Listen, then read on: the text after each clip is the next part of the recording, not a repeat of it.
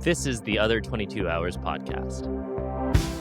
Hi, and welcome to this week's episode of the Other 22 Hours podcast. I'm your host, Aaron Shafer-Haiss. And I'm your host, Michaela Anne. And since this show is brand new, I assume you are a new listener. So thank you for checking it out. If you haven't listened to this show before, we like to think of it as the anti-album cycle show. What does that mean? It means that our guests aren't going to come on and talk about their latest record or their latest tour. It's called The Other 22 Hours because we wanted to focus on the hours that we as musicians are not on stage and explore different tools and routines that our guests use to keep balance in their life and inspiration during the less than shiny times.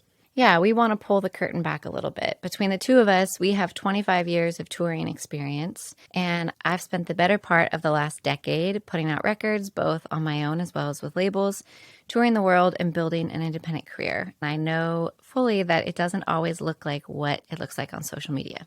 And I started making records with friends in high school, then I spent years touring with bands, and I've slowly morphed into producing records and writing songs for TV and commercials. Essentially, between Michaela and I, we're lifers, and we've learned there's no one right way to build a career around your passion. In an industry where everything can feel out of your control, up to luck, being in the right place at the right time, who you know, we wanted to focus on the things that feel within our control. And so with that thinking, we decided to invite all our friends on to have a conversation about the other times they're not in the public eye and ask them the question, what do you do to create sustainability in your life so you can sustain your creativity?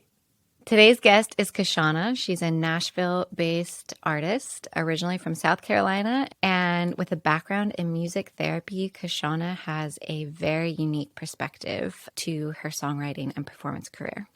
So as you can imagine, we went deep in our conversation right off. We touched on the power of having a mission statement and an artistic statement, and we talked about being intentional with taking time off and carving out time for yourself, and we also touched on the power of saying no.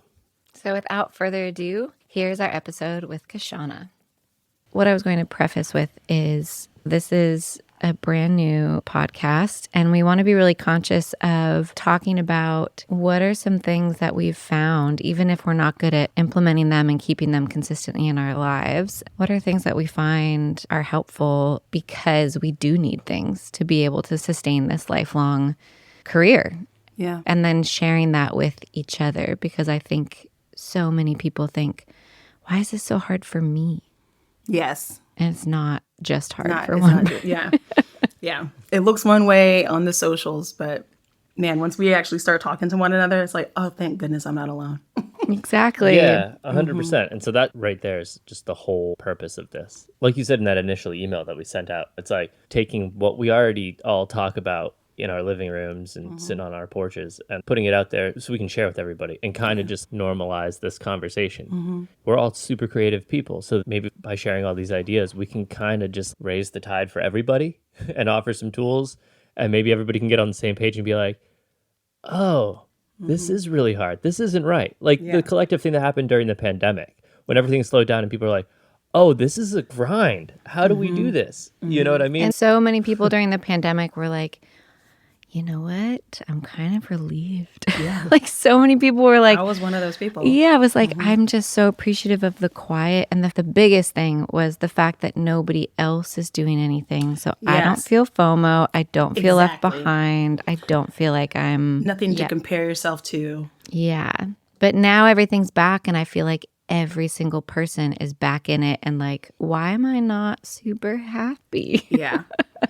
Yeah. I think that's something for me that has been a bit, of the struggle was the kind of like push back into the old way of working when I feel like a lot of us had made the decision that we weren't going to work that way anymore. And then when you've made a change internally, right, for yourself of like, this is what I need to do to take care of self. But then the industry / our workplace hasn't made that shift. Like it's hard to be in your new mental state when you're walking into an old an old way of working. So it's like the industry needs to keep up, like needs to catch up to where the artists are. But instead we all just kind of fell back into our old ways.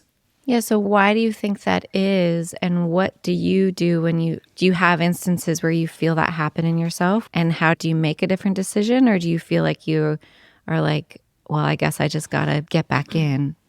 It's been a bit of both. I think last year when we all went right back out on the road, I hopped into my old ways just because which I think everybody was doing the same thing, meaning even the venues. We're just trying to recoup what we lost, right? So trying to recoup and pick right back up where we left off, but that was impossible. And I found myself in a mental and health kind of crisis, like a bit of a scare.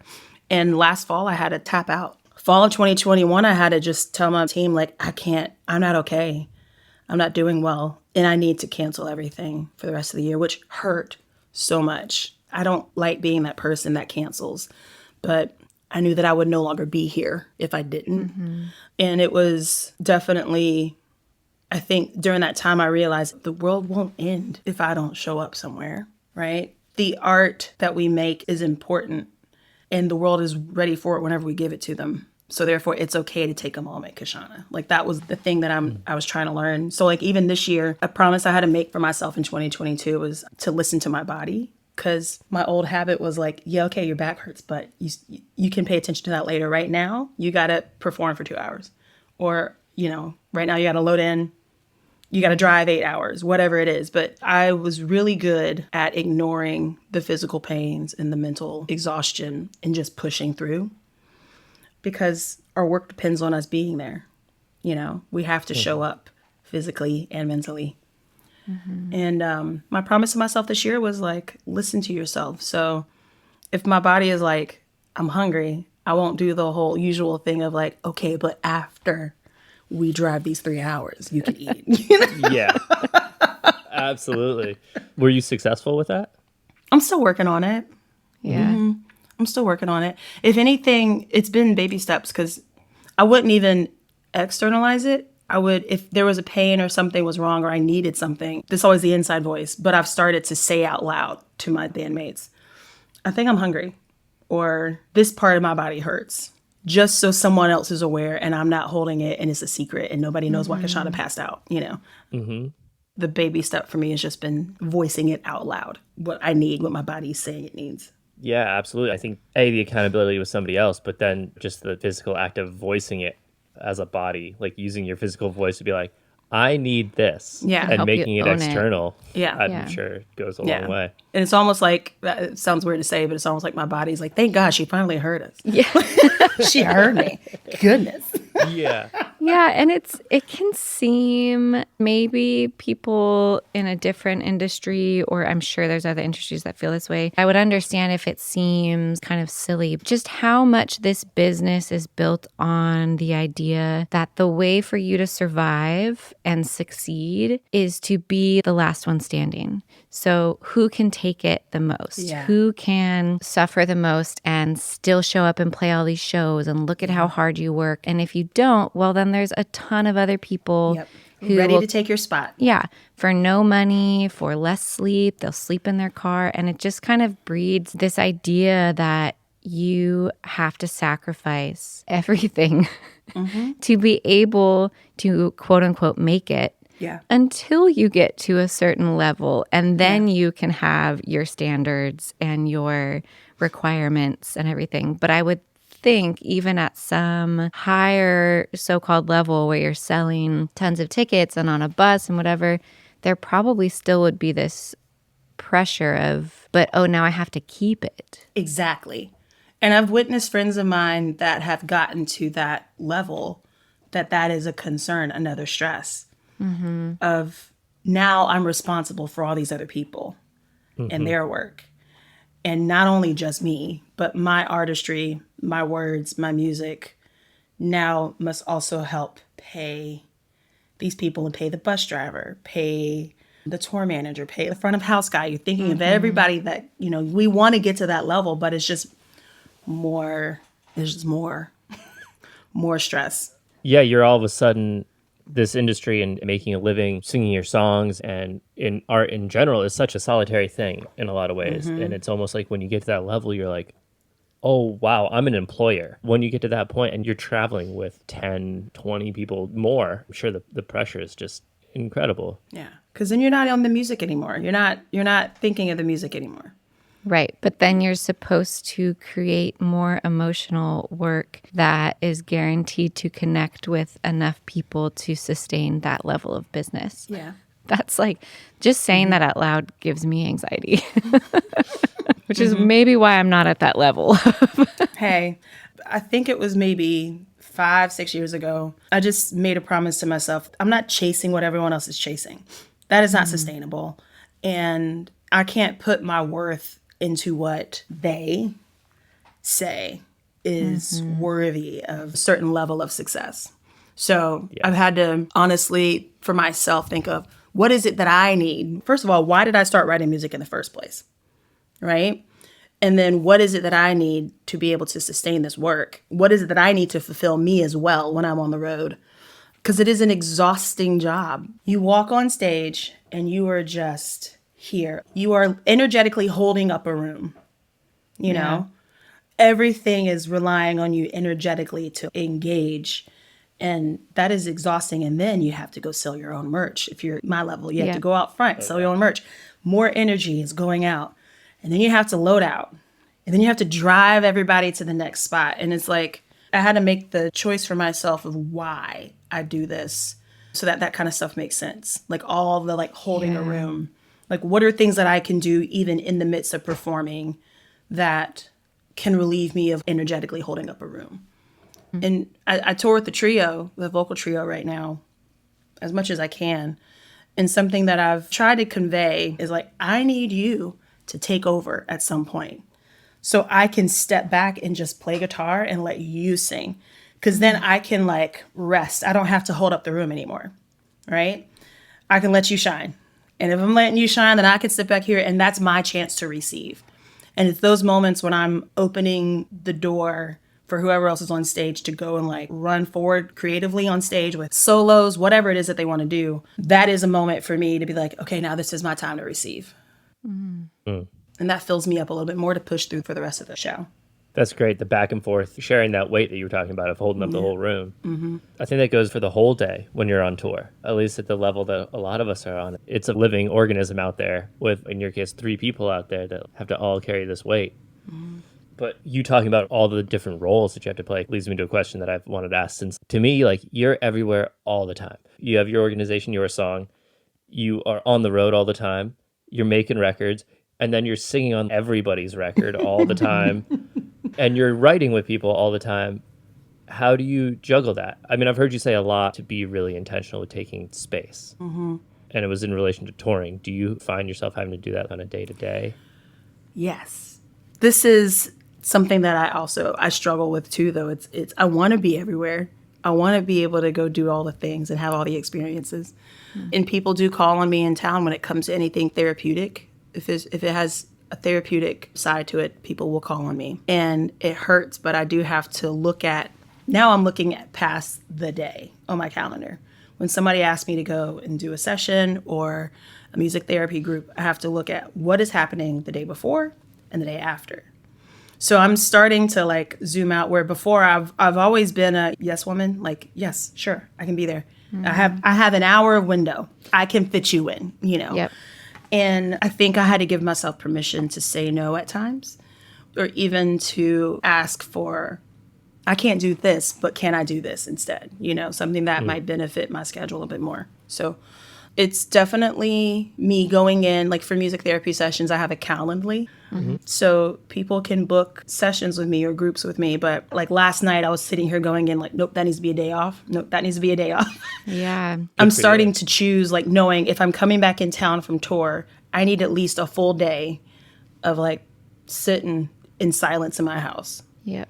And then the next day I can do a little work. Like I every now and then I'll try to go and do community work the day after I get back in town. And it's a struggle bus. Yeah, we were just talking about this yesterday, about like the re-entry period. Yeah. In both directions, both leaving for tour and that first day and a half on the road where you're like, okay, this is the headspace I'm in. Yeah. And then especially the re-entry coming back home. Yeah. For me, it's like those moving sidewalks at the airport. You're on tour and you're cruising, all of a sudden like nothing, I want to fall on my face because I land and have all this adrenaline and I'm exhausted. This is pre-parenthood Aaron talking. There is no stopping at this point. But like, I remember previously, it just felt like skidding to a stop, and it took me a second to adjust. And a lot of times, I would come out as depression. I'd get really down and really questioning all of my life choices. Absolutely. You know, because as we all know, it's a grind out there on the road. So I wasn't coming home rich, especially just being a sideman. So like coming home and having to get right back to it. Especially being a sideman. He's married to an artist who would come home even less rich than the side people that she hired. Seen it. But no, that feels like something that comes with growing up and experience. But I've always taught private music lessons. And I used to be crazy where I would come home from tour from like a 20-hour drive and go straight to teach 5 hours of lessons. Yeah. And now it's like what you said. Okay, I have this amount of time. Like I would never schedule meals or even like going Exactly. pee. Yep. Yep. And Yep. now I'm like, oh, I have to schedule time. My whole life growing up, my mom said the word regroup. I'd be like, oh, I want to go to a friend's right after school. No, you need to come home and we're going to regroup and then you can go. And I always was like, why do we have to regroup? And now, especially having a daughter, I'm like, I need to regroup. We need a regroup. Yeah. Yeah. I need to come back to center. Yeah. Yeah. I mean, for me, like you said, that's really hard to do, to kind of hit the brakes for a minute and be like, I need space, but it's so important. Yeah. And you hear it all the time. I feel like it's a cliche, like making time for yourself, carving out space. Yeah. But the older I get, the more I realize, oh, if I actually am intentional about making that space to regroup, I can get more done in the long run if I zoom out. Maybe like on a day-to-day, it doesn't look like I'm getting more done. Maybe on the day-to-day, it looks like there's less trees in the forest, but if I zoom out, the forest is way bigger. Yeah. And the quality of your time, of your performance, your therapy session, your lesson, whatever, is so much better when you are not running on an empty tank. Yeah. I've had a talk even with my booking agent and my management team, which is new to me. This is new, having a team. And it's funny because the team has said it should not be as chaotic for you. We are here to make it easier, but I don't know how to hand over the things that I've been doing for years. I don't know how to delegate. I'm still working on that. But I did have a meeting with my agent last year. We had our quarterly, let's talk about goals. And I told her, I was like, I can only be out every other weekend. I can't do these 2-week, full week runs. I can't do 2 to 3 week runs. It doesn't go well for me mentally. So I would prefer if we can find Thursday through Sunday runs, so that I'm not going all the time, And I have a mother who has Alzheimer's, and so I need to make sure I'm always at least available, so that I'm not just like out in the Midwest somewhere for weeks on end, that I can always come back home for a moment. Yeah. That has been super helpful. I think setting a boundary, not only for myself, but for my management, my agent, of this is how much time Kyshona can allow herself to be gone before things aren't well for her. And again, how challenging is that to do that? And also what kind of relationship you have, because there's always that kind of scarcity mindset, fear of, well, they make their money based on how much I'm working. So who's going to want to work with somebody who doesn't want to just be out there constantly? You know what? And for that reason, I feel so blessed to have the team that I do, because Lori is my agent, and she'll often send something. She'll send an offer. She always sends offers, and it's on me to say yes or no. But she'll let me know, like, I don't know. I'm looking at where you're coming from. This doesn't look like it's worth it. I don't know if this is worth it. So it's like she's always giving me that permission of like, I'm just giving you the information. You choose. But if I decide not to do anything, she's like, okay, it's fine. It'll come back around another time. She always says that to me, like, they'll come back. We can book this another time. This isn't the last time. We don't need to fret, because I am of that mindset of like, oh no, these people called me and I had to say no. That's how I felt canceling all my gigs in 21. I thought people will never invite me back.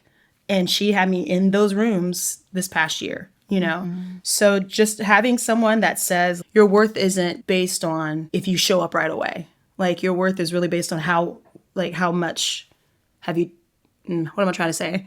If you are here, you are worthy of time and space and healing time. That's so amazing. who is your agent? Just give her a shout out, because that's amazing. Because not all booking agents are like that. Yeah. Lori Peters at Concerted Efforts. That's something I think about all the time, about the industry side, kind of for its entire history. They've somehow made artists feel like the artists are begging for these people to sign them so that we can give away 20 to 40% of what our business makes. Yeah. They don't exist without us, but They somehow don't. we scratch and climb and lower our own values to meet them, and sacrifice health and all of that. And so power to her. Yeah. Right?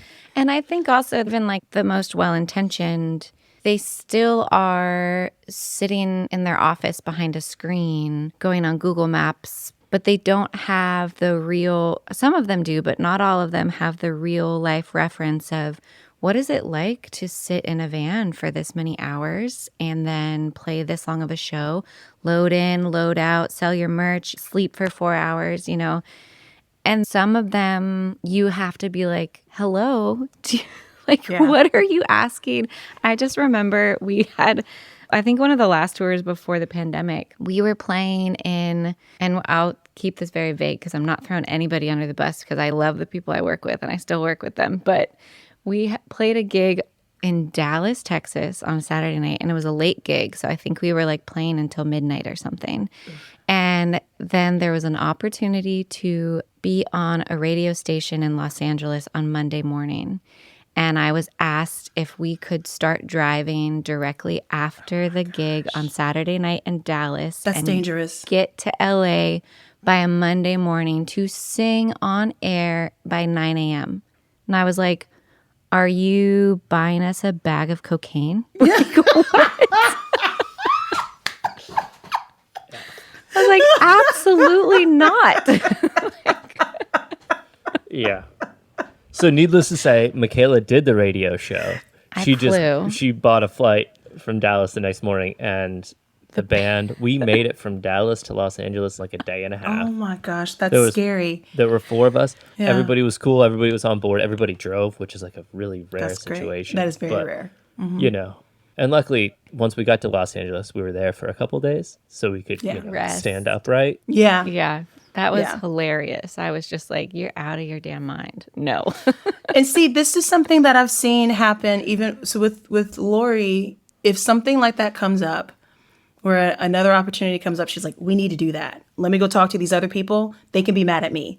So she is fine being the bad guy and canceling shit so that Kyshona can get to this other thing that I don't want to say it's better, but it's something that could be more helpful at the time. Yeah.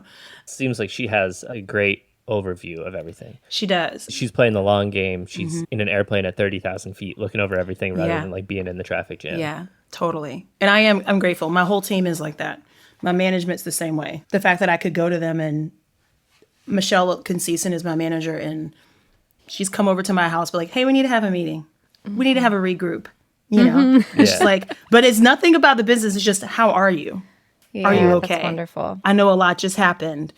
Are you okay? She's even contacted me, like, I think it was right before the New Year, she called. We were having a meeting, and she basically was like, hey, it looks chaotic. Like, people say we look, but she's like, it's feeling a little chaotic. Is it feeling chaotic to you? And I'm like, I don't know what, maybe, But for her to say, like, let's work this out. She'll even go into my calendar and be like, you're going to take these days off. Yeah, that's great. I'm grateful to have a team that sees me and knows that I will run myself down for others. That has given me the permission to also, I'm like, if they're going to pay attention to what my body needs, I got to listen to, Yeah. And so when I'm home, I'm often sitting in silence. I don't play music. I don't watch TV really. Yeah. I think I came home on Sunday, maybe. I don't know. Or maybe it was early Monday. And I have been sitting in silence since then. Like, I might listen to a podcast. But it's just like, that's kind of what I need. There's been so much stimulation. I just have this many days of just silently walking around, talking to the cat, Yeah. Yeah. Yeah. reading a book, Yeah. Not to bring up parenthood all the time, but I see that in our daughter. She's 19 months old, and we'll be at a party and she has a great time. There's all this energy around, and we'll get in the van to leave, and 30 seconds later she just starts crying. And it's like, maybe it's because she's leaving, but it's I see it across the board. It's just shedding that energy. Yeah. Yes. And your daughter is such I feel, an extrovert in that way, Fully. And Fully. yeah, I mean, that is me. Like, getting in the car after shows is just pure silence of like, whew, the come down. How do you shed? I do a lot of crying as well. Yeah. Yeah. It helps. It does help. Yeah.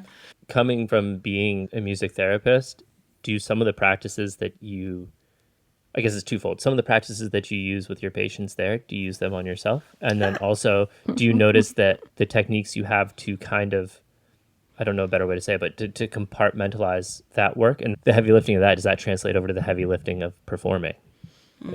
Okay, first part of the question was, do I use any of the tools that I use with my clients?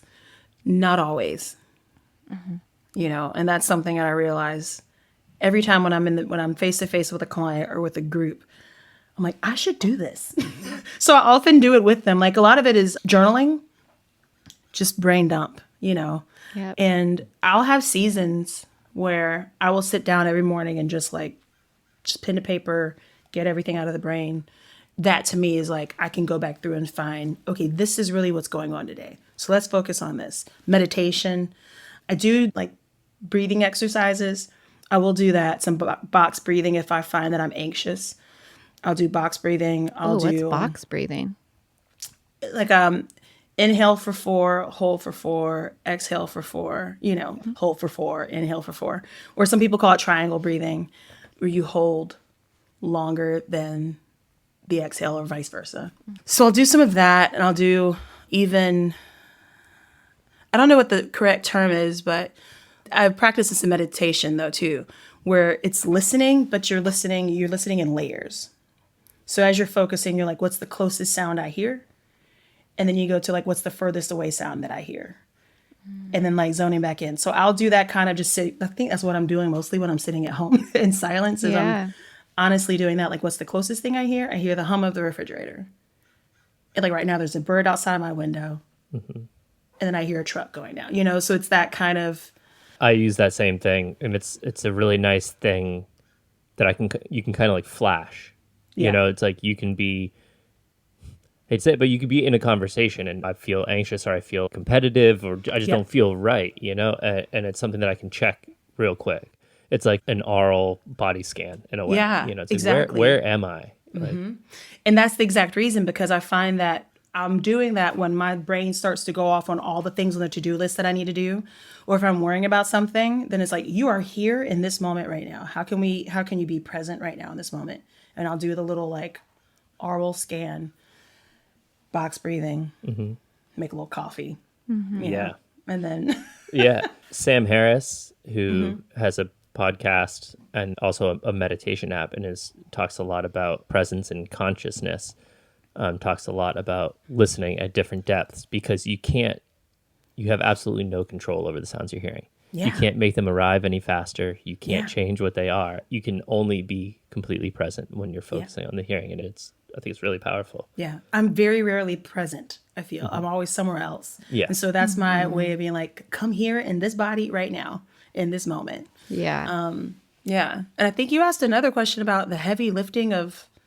Yeah, we've talked a little bit about the heavy lifting of being on stage and carrying the energy of the room and all of that. And obviously, being a therapist is also heavy lifting. Do you see parallels in the way that you process those times of heavy lifting?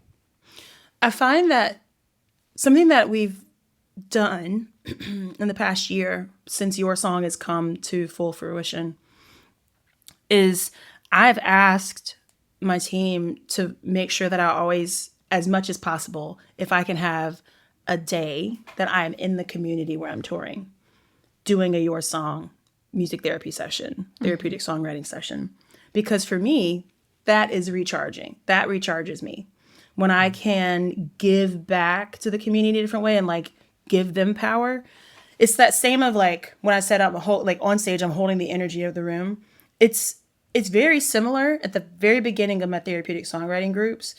But after a while, like once everyone feels comfortable and I've established the energy of the room of like, this is collaborative, then I find I can sit back and I just let them go. And that to me is like, all right, I'm not controlling the energy. The energy is flowing. I can redirect it. You know, I can guide it, but I don't have to hold it all the time. I can take my hands off of it. And that to me has helped when I'm on the road touring to have moments of like, to have therapeutic moments with the community. Because then also I feel like it does make me be present as well. in the location that I am. A lot of times, like, I don't remember where I've been. It's just the road. Right. Right. If somebody's like, what's your favorite room you've played? I'm like, I have them, but I don't remember when that was. Yeah. Or was that What town? city? Or, Yeah. what city was I in? Yeah. So when I am given the opportunities to write with people in the community, and usually it's with people who are in recovery or with youth, even if it's before I come to do a show in their town, my hope is always to be able to bring them on stage at a time to perform whatever song we've written together, especially if I've met with them previously virtually. And that to me is like, all right, I don't have to hold up this whole room. I just got to hold up the 12 of y'all or the 3 of y'all. And it's like, y'all can shine. And I'm just the back person. This is like my dream of being a rhythm guitarist in a band. That's when I get to live that dream. Yeah. I'm like, I'm not leading anything. I'm just supporting these voices in front of me. So I think I've had to find a way to mesh artist Kyshona and music therapist Kyshona Armstrong. Yeah.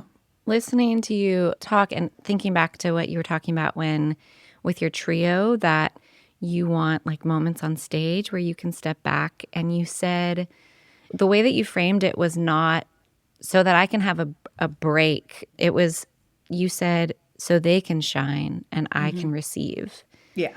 And I feel like artists, we all have a different why. A lot of us might overlap, the reasons why we're performers or writers, but it's all kind of weighed differently for each of us. And I think some people really are, classic performers, exhibitionists, like thrive off of like being seen and being about them. And I think something that's detrimental is, and a point of this podcast is like kind of trying to break these ideas of the one way to be an artist, the one way to be a performer. And I'm really hearing from you that your artistry seems rooted in service.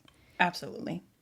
My mission statement for myself, which is, I guess, also my artist statement, and it's still true. I've been working on kind of reframing it, but it's to be a voice and a vessel for those who feel lost, forgotten, silenced, who are hurting. So anytime I'm walking on any stage, I have that mission in mind. A prayer that me and the ladies always say is like, it's not about us. So before I walk on a stage, we make sure we touch and agree. So we have our hands on one another. We deep breathe together and we say, it's not about us. May we receive from the room what we shall receive, and get us out of the way of whatever message needs to be given to the audience in this moment, so that's one way of for me to say, like, you don't have to go out here and perform. You just need to be the vessel. That's it. This isn't you performing. You're just being a vessel. And so in everything that I do, anytime that I have the opportunity to shine a light on someone else, that refuels me, because I am being of service. I am showing someone the importance of their voice. I am showing a group of people that their words are important, and that the words that just come out of their mouth or that they write in a journal can be lyrics and can help someone else. So those are the things that I think have really kept me from getting bogged down in the music industry and in the what deems you successful. I'm like, I won't make it if I'm living by their success standards. I know that there's a healing quality to music. And if that is like the level of success I have is like this, I'm just going from town to town, being a voice and a vessel, and then helping others write their own story and then sharing that, I'm fine. Yeah. As long as I can pay my bills. Yeah. I love that, because I'm a strong proponent of mission statements, artistic statements, whatever it is. Just like, even if you don't ever share it with somebody, just so you have a nucleus that you can check back to. I've been working with it probably about like the last 5 years. I was like, oh, I gotcha. And I always relate kind of everything I do back to that. And it makes decision making a lot easier for me, but it also is just a way for me to check in to make sure I'm on the right path, you know? So I love hearing that. And then secondly, I love that you are able to define what success is for you and for yourself on your own terms, rather than looking around at the industry and being like, well, I guess that's what success is. Yeah. I would imagine that has a grounding effect. It totally does. And the fact that even my team knows my mission and they know what things fit for me and what I'll probably not be into, So it helped when we were releasing new music last year because, I was feeling anxious. I was like, Listen, my last full record was called Listen. And like, I was like, it's over. It came out in the pandemic. Nobody got to experience the way that I had hoped. It still did good work. So then it was, 2021 and 22. What are you going to put out? What new music do you have? I'm like, I was in a pandemic. I couldn't write anything. What do you mean? I'm still healing.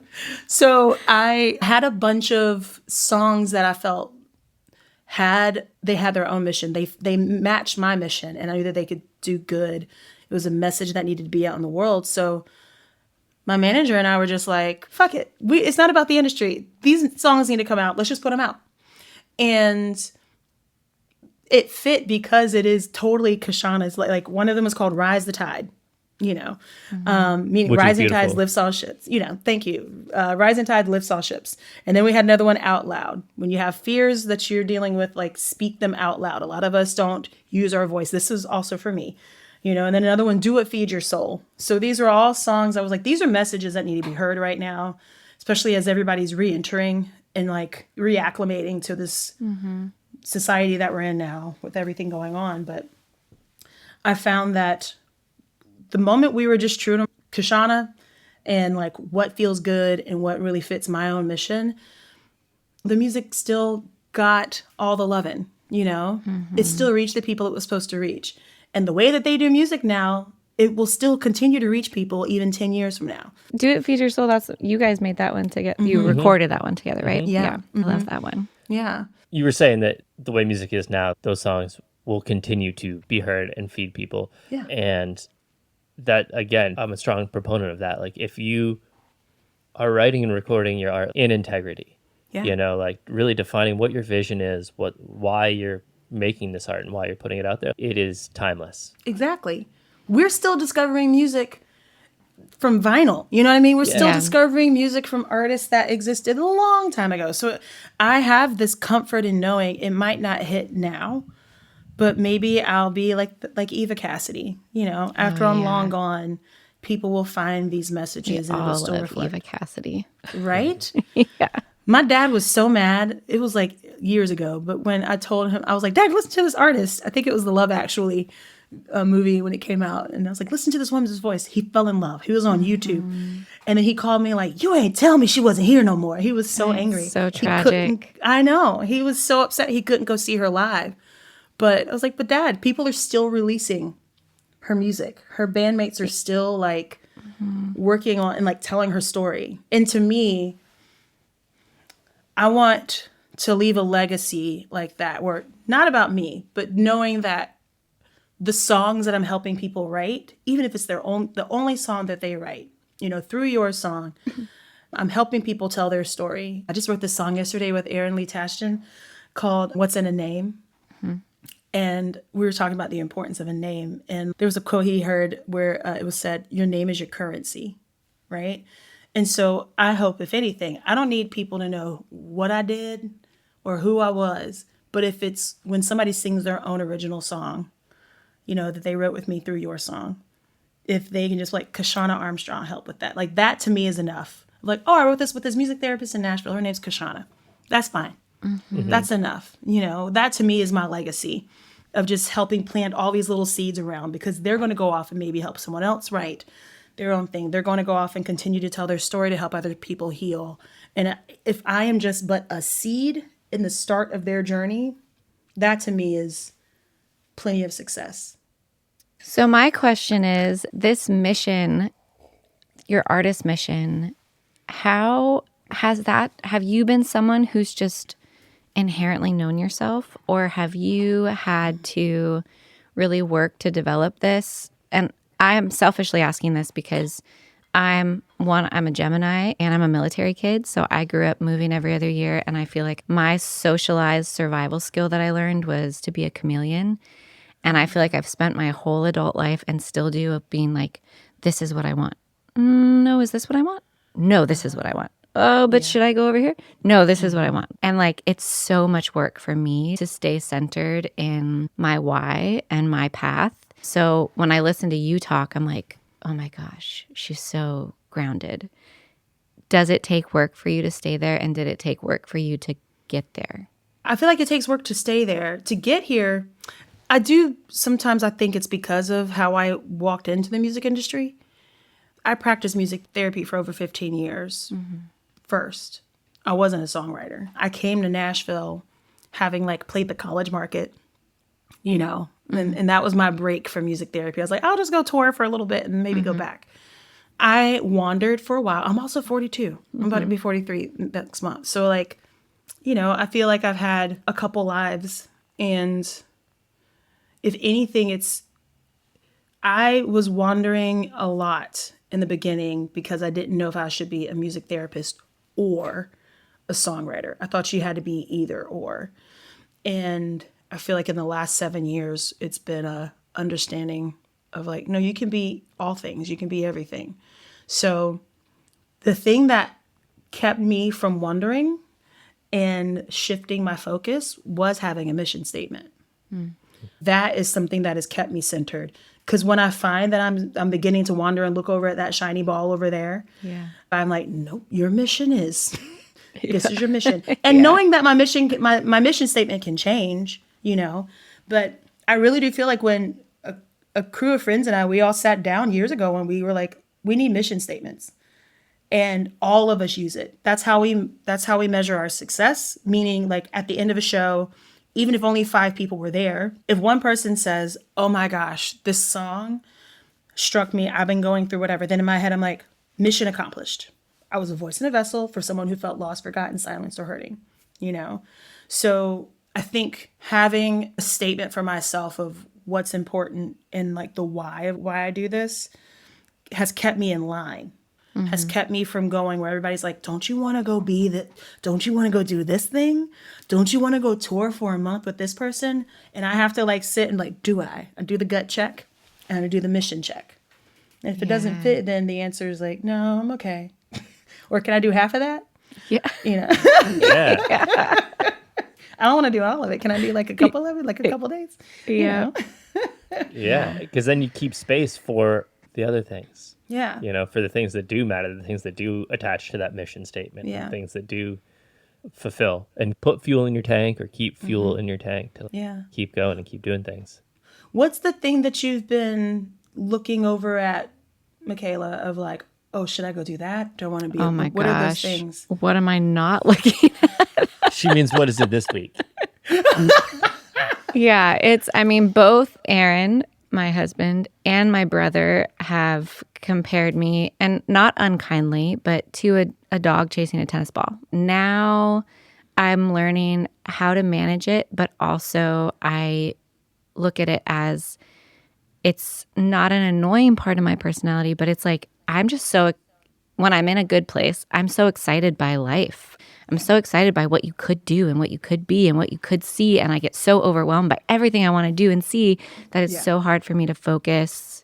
You know, sometimes I'm like, no, what I need to be doing is being home and being a songwriting coach and voice coach and writing my songs and being, you know, healing. And then the other time I'm like, no, I need to be out partying and traveling the world and on my own. And like, I need to be a honky tonk queen. And it's like, no, that's not you. And I have tried that on at different times. I've tried on lots of different. If you're on my personal Facebook page on all my photo albums that I've made private, you could see some deep dive. Honky tonk queen moments. Yeah, I was a go-go dancer in Queens, New York when I was right out of college. I worked an office job. I used to go to like clubbing and dancing, and that was like when Aaron and I met, I was like wearing like thigh-high pleather boots and like straightened my hair and like knew all the promoters in Manhattan and like. Oh my gosh, I love this. Yeah. And then I started wearing Birkenstocks and we have diffusers in every room of our house. Crystals. But I encompass, but that was also a part of me, like from a very young age as a child. So I have all of it. And I used to think, what's wrong with me? Nothing. You're an artist. You're creative. That's all it is. Yeah. And I think that's something we as creatives have is our brains are always turning. We're always seeing ideas in something. I'm a Pisces. I don't know what that means other than like I am a daydreamer. I am a dreamer. But also I'm this person where I'm like, you tell me an idea you have, I will run with it. I will have the business plan for you. I'll be like, ooh, you can also do that. But it's just ideas. I'm an idea person. Don't ask me to like follow through with like. That's where you need Aaron to come in. Yeah, the exactly. Virgo. Exactly.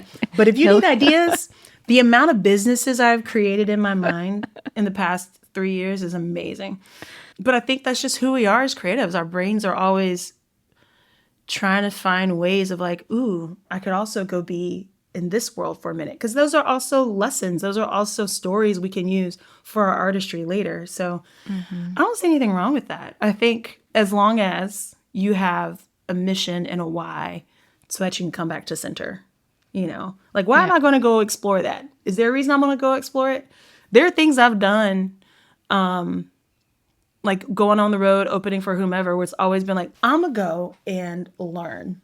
I always take it as a learning experience. And I'll be like, I don't want that.